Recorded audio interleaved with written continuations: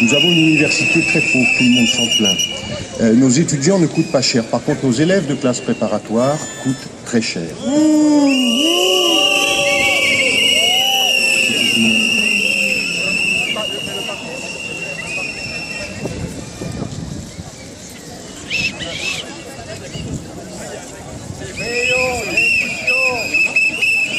Payon, les prépas sont dans la rue, écoute-nous, écoute-nous. On veut que le système perdure, on ne veut pas la suppression d'une voie d'excellence. On a 30% de boursiers dans les établissements. On ne fait pas de sélection ni sur l'argent, ni sur les catégories sociales. On mène au plus haut niveau tous les élèves qui sont méritants.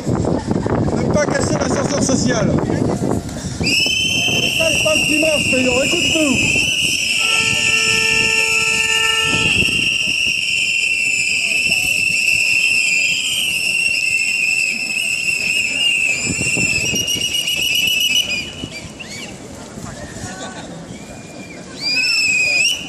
Vincent Payon prétend moderniser le statut des enseignants.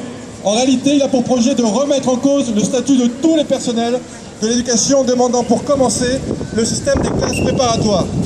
Comme lui-même affirmé en 2010, il est pour la suppression des grandes écoles. Les prépas, un système élitiste et élitaire, je m'interroge. Les statistiques officielles établissent que près de 30% des élèves en CPGE sont boursiers, en augmentation significative depuis 10 années. Les classes préparatoires sont un système qui sélectionne sur le mérite scolaire. Il joue donc pleinement son rôle d'ascenseur social. Dans le prolongement du travail accompli par les professeurs du secondaire, les prépas offrent des parcours riches et diversifiés, comme le font les BTS. Sur un cycle court, rappelons-le, c'est une formation gratuite, d'excellence.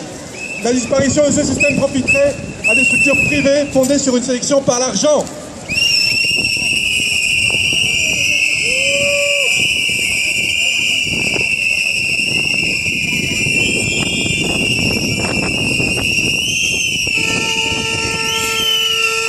Les prépas, un système conservateur, je m'interroge. Les prépas ne cessent d'évoluer depuis 20 ans. Elles renouvellent leurs méthodes. Elles s'adaptent à un public de plus en plus diversifié. Ainsi, elles constituent un système moderne et performant, comme le soulignent les enquêtes internationales. Est-il bien raisonnable de s'en prendre à ce qui marche ?